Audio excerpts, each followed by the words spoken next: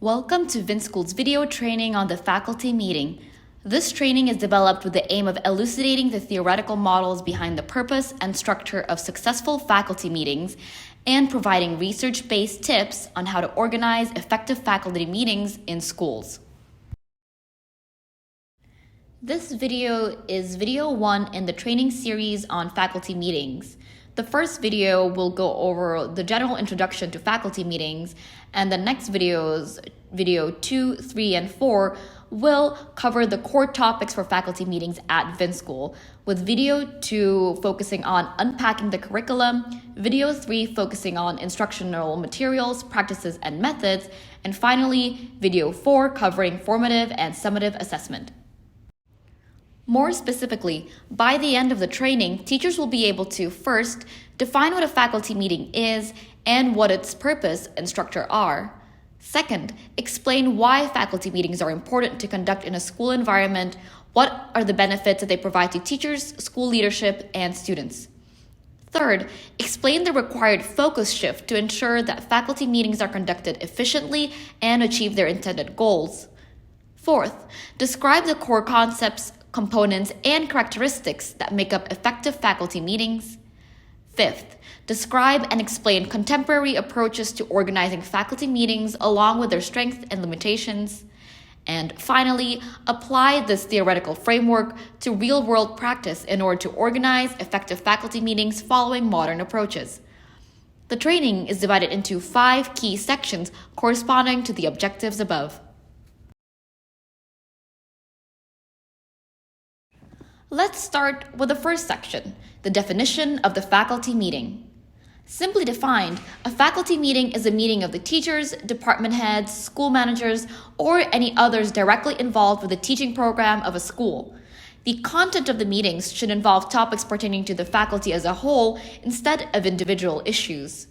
In other words, a faculty meeting involves planned discussion and conversation among members of the school faculty on issues identified as relevant to the roles and responsibilities of the faculty.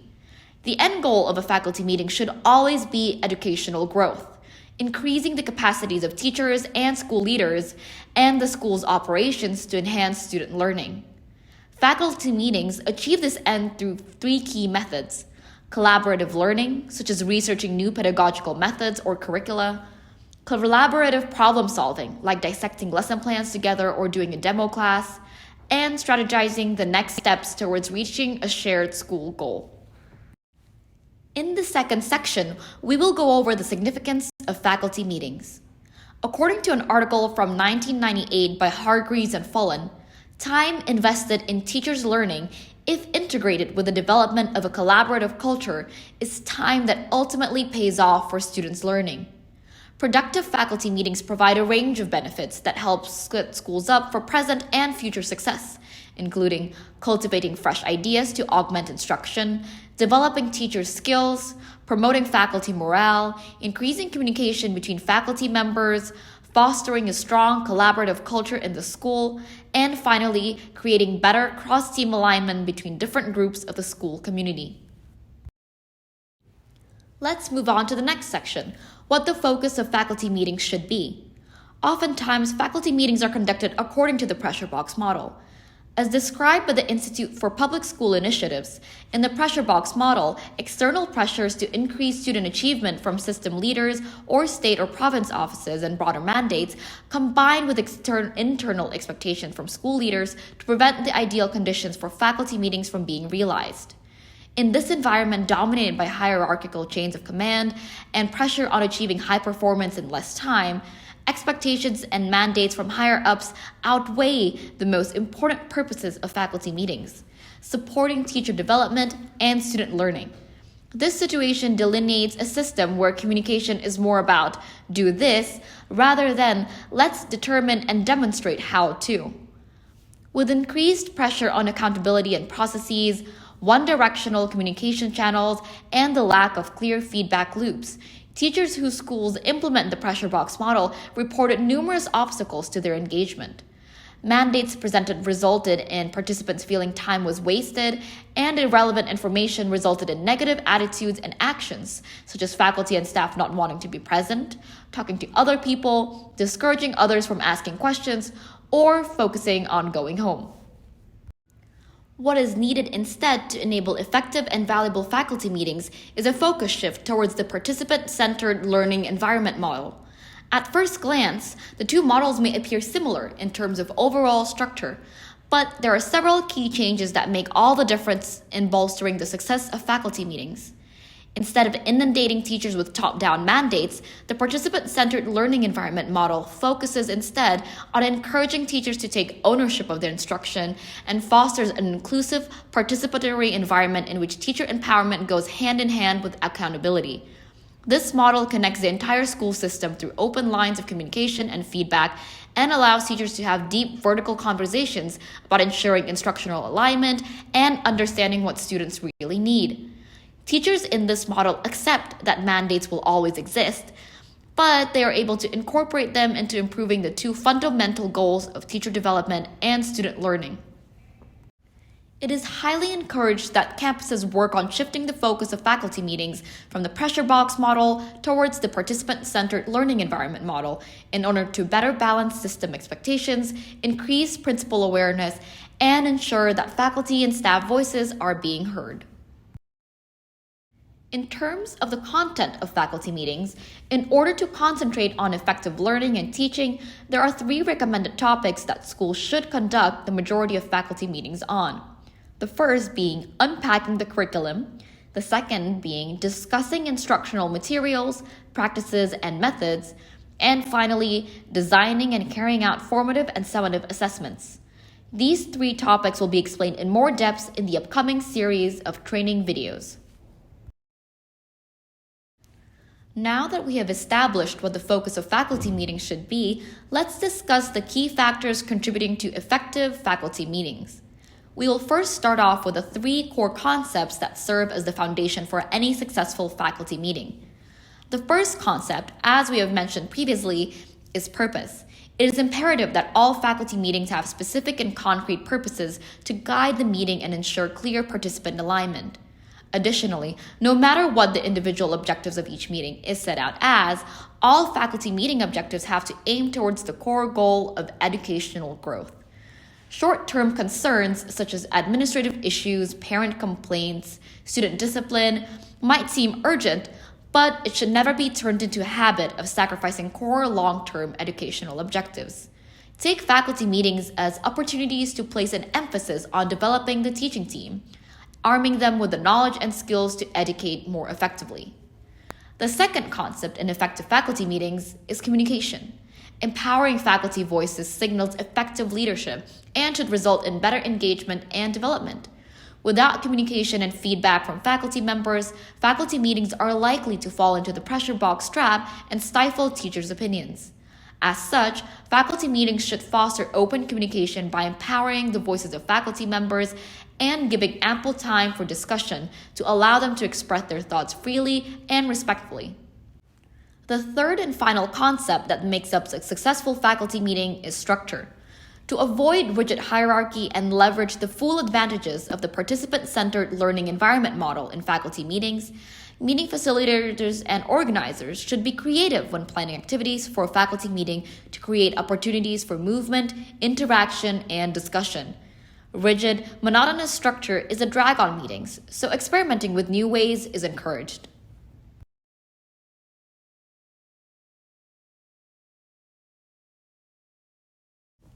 In the next section, we'll talk about the 5 critical components that effective faculty meetings should have. The first component is preparing for a meeting. Unless a meeting is called urgently, the organizers of any faculty meeting should ensure adequate advanced planning to determine what the meeting should be focused on and what topics and activities the meeting will include. When a faculty meeting is announced to participants, the meeting should always have a clear, concrete purpose, as well as a detailed agenda set out along with it, so that the meeting is conducted cohesively and deliberately, rather than in an ad hoc manner. The second component is opening the meeting. A concise but comprehensive opening can help provide structure to shape the rest of the faculty meeting and ensure that everything runs smoothly.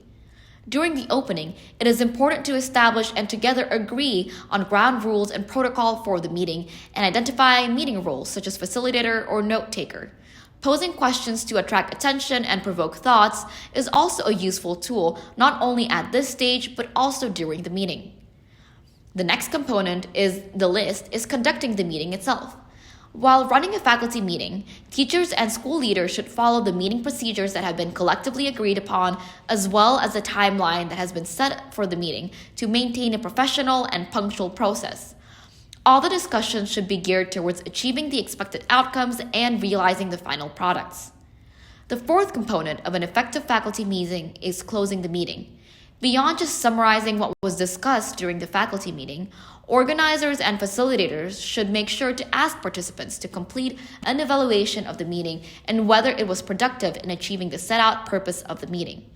This serves as valuable feedback to iterate and improve on the next meetings. Finally, the last component to conducting a successful faculty meeting is following up post-meeting. This component may be neglected more than the other components, as it typically takes place after the meeting itself has ended, but it should be no less of a priority for that. In Klein's 2005 research paper, he found that in interviews, teachers emphasize the necessity of setting up specific strategies to assure that decisions made in faculty meetings are implemented accordingly, and of having feedback gathered continuously with respect to the effectiveness of these decisions. Having a clear system to monitor the execution of decisions post-meeting helps ensure that there is a consistent follow-through between meetings and strong alignment between the school leadership and faculty members on high-level school strategy. These 3 core concepts and 5 components can be further distilled down into 12 characteristics of effective faculty meetings, namely, adequate pre-planning, proper training for meeting facilitators, encouragement of teacher expression, emphasis on different perspectives and interpretations, participant engagement, shared decision-making, a safe and nurturing environment, collectively designed ground rules, agenda with clear and relevant topics, punctuality and effective use of time, appropriate meeting facilities, and deliberate invitation of participants who are most impacted by the meeting agenda.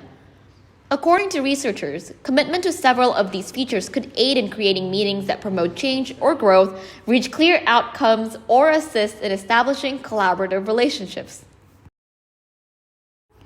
We have now wrapped up the 4th section on what elements make for effective faculty meetings.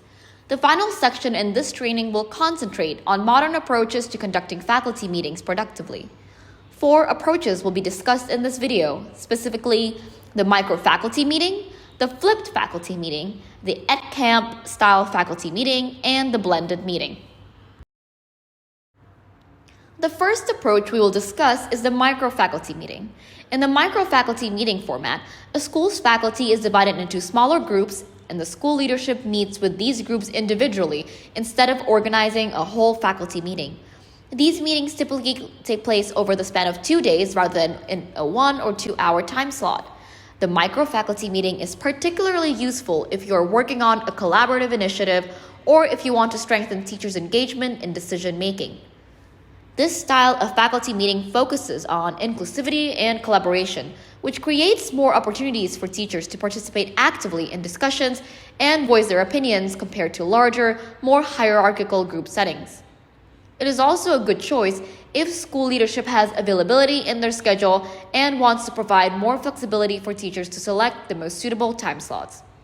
However, the micro-faculty meeting model also runs the risk of creating misalignment and between different faculty teams, and can also be an understandably time-consuming endeavor to undertake for leadership. The flipped faculty meeting will be a familiar concept to any teacher who has had experience with a flipped classroom. In a flipped classroom, the teacher assigns readings or videos for students to complete at home prior to coming to class, and then spends class time on exploring and applying the content learned at home in more depth and fostering students' higher order thinking skills. The flipped faculty meeting works in much the same way. Leadership sends out the meeting agenda or the resources for staff to go over them before the meeting, freeing up the shared meeting time for more interactive and dynamic activities. This style of meeting is appropriate for when you want to disseminate information broadly, but also need input from teachers. The main advantage of the flipped faculty meeting is its efficiency. In this model, information can be sent out to a high number of people while still making space for further discussion. It also helps reduce time spent on having to verbally repeat information in meetings and allows participants more flexibility in when they want to review the meeting information. However, this flipped model doesn't solve the problem of teacher engagement in the actual meeting. Teachers may thoroughly read the materials sent out beforehand, but still choose to not express their thoughts or provide comments in the group meeting, making it difficult to collect the full array of feedback from the faculty members involved. The EdCamp faculty meeting is ideal for when you want to give faculty members the opportunity to learn from one another. In this format, instead of holding one centralized session, the faculty divides into different breakout sessions on a range of topics that all take place in parallel in the same time slot. Faculty members can choose which session they want to join from the provided list. The EdCamp meeting style is great for staff engagement, as each faculty member can select the breakout sessions that are most in line with their individual interests, which increases their personal connection to the discussion topic and encourages them to participate more actively. This style also has the benefit of promoting collaboration between members of a smaller breakout session.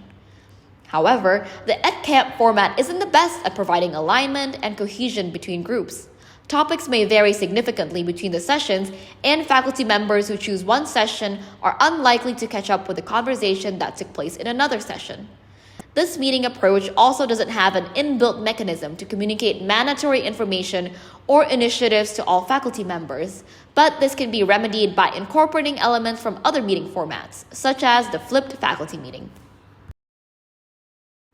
The last approach to faculty meetings that we will discuss is the blended faculty meeting. Again, this will not be a new format for teachers who have spent the last couple of years adapting to the speed of technological change and the challenges of the COVID-19 pandemic.